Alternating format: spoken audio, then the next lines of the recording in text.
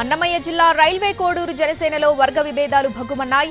అభ్యర్థి యనమల భాస్కరరావుపై వ్యతిరేకత పెరుగుతోంది. వైసీపీ కోవర్టుకు టికెట్ ఇచ్చారని జోరుగా ప్రచారం జరుగుతుంది. మంత్రి పెద్దిరెడ్డి రామచంద్రారెడ్డి అనుచరుడిగా ఉన్న వ్యక్తికి జనసేన టికెట్ ఎలా ఇస్తారంటూ కార్యకర్తలు ఆగ్రహం వ్యక్తం చేస్తున్నారు. దీనిపై జనసేన పునరాలోచనలో పడింది. మరోసారి రైల్వే కోడూరు జనసేన అభ్యర్థిపై పరిశీలన జరపనుంది. మంత్రి పెద్దిరెడ్డి రామచంద్రారెడ్డి వద్ద గతంలో సోషల్ మీడియా వింగ్ చూశారు యనమల భాస్కర్రావు. పెద్దిరెడ్డి డబ్బులు తనవిగా చూపించాడని ఆరోపణలున్నాయి. యనమల భాస్కర్రావు అభ్యర్థిత్వాన్ని ప్రస్తుత టీడీపీ ఇన్ఛార్జ్ రుక్మానందరెడ్డి వ్యతిరేకిస్తున్నారు. కూటమి అభ్యర్థి ఎంపికపై అలకబూనారు టీడీపీ కార్యకర్తలు. దీనిపై మరోసారి పరిశీలనకు సిద్ధమైంది జనసేన అధిష్టానం.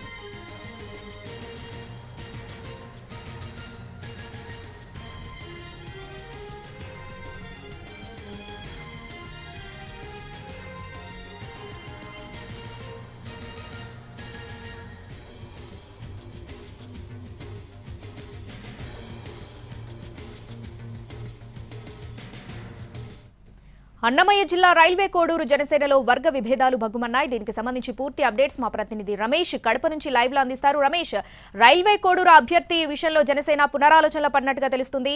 ఏంటి, అభ్యర్థిని మార్చే ఛాన్సెస్ ఏమైనా ఉన్నాయా? డీటెయిల్స్ ఏంటి?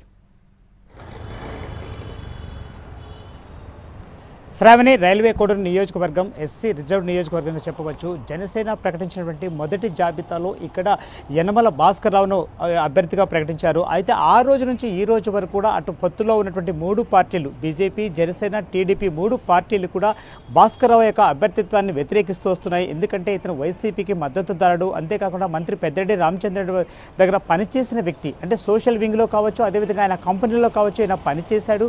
అదేవిధంగా ఆయన డబ్బును తన డబ్బుగా చూపించి తాను టికెట్ తెచ్చుకున్నాడు. కాబట్టి ఇటువంటి వ్యక్తికి టికెట్ ఇవ్వద్దంటూ కూడా అక్కడ వర్గ విభేదాలు తారాస్థాయికి చేరుకుంటూ వస్తున్నాయి. ఈ దశలో గత 3 రోజుల క్రితం అక్కడ టీడీపీ ఇన్ఛార్జిగా ఉన్నటువంటి రుక్మానందరెడ్డి తన అనుచరుడైనటువంటి శ్రీధర్ అనేటువంటి ఇక్కడ శ్రీధర్ అనేటువంటి ఒక వ్యక్తిని టీడీపీ నుంచి జనసేన పార్టీలో కూడా చేర్పించడం జరిగింది. ఇతనికి టికెట్ ఇవ్వాలంటూ కూడా వారు అక్కడ ఆందోళన బాట కూడా పడుతూ వస్తున్నారు. అది అటు టీడీపీ వర్గాలు కావచ్చు, అటు టీడీపీ అధిష్టానికి కావచ్చు, అదేవిధంగా జనసేన అధిష్టానికి కావచ్చు, పూర్తిగా కంప్లైంట్ సైతం వెళ్తూ వస్తున్నాయి.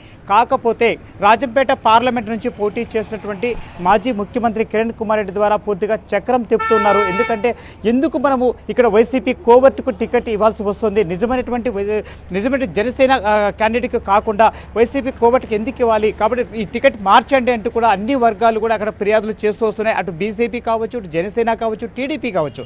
సో 3 వర్గాలు కూడా ఇక్కడ ఫిర్యాదు చేస్తూ వస్తున్న నేపథ్యంలో ఇక్కడ టికెట్ మార్చడం కోసం అటు జనసేన అధిష్టానం పరిశీలనలో పడింది. ఎందుకంటే మొదటిసారిగా ఈ యొక్క టికెట్ ప్రకటించేటప్పుడు పివిఎస్ ప్రసాద్ అనేటువంటి వ్యక్తి ఈ యొక్క భాస్కర్రావును తీసుకెళ్లి జనసేన అధినేత పవన్ కళ్యాణ్కి పరిచయం చేశాడు. అయితే ఎవరికి సంబంధం లేని ఒక వ్యక్తిని ఏ విధంగా మీరు తీసుకొస్తారంటూ కూడా పార్టీ శ్రేణులు, సొంత పార్టీకి సంబంధించినటువంటి జనసేన శ్రేణులే బగ్గుమంటున్నటువంటి తరుణంలో జనసేన అధినేత సైతం ఈ దిశగా దృష్టి సారించారు. ఈ టికెట్ మార్పు కోసం ఈ యొక్క అభ్యర్థుల యొక్క లిస్ట్ పరిశీలన జరుగుతోందని చెప్పవచ్చు. Sravani. Right Ramesh, thanks for the updates.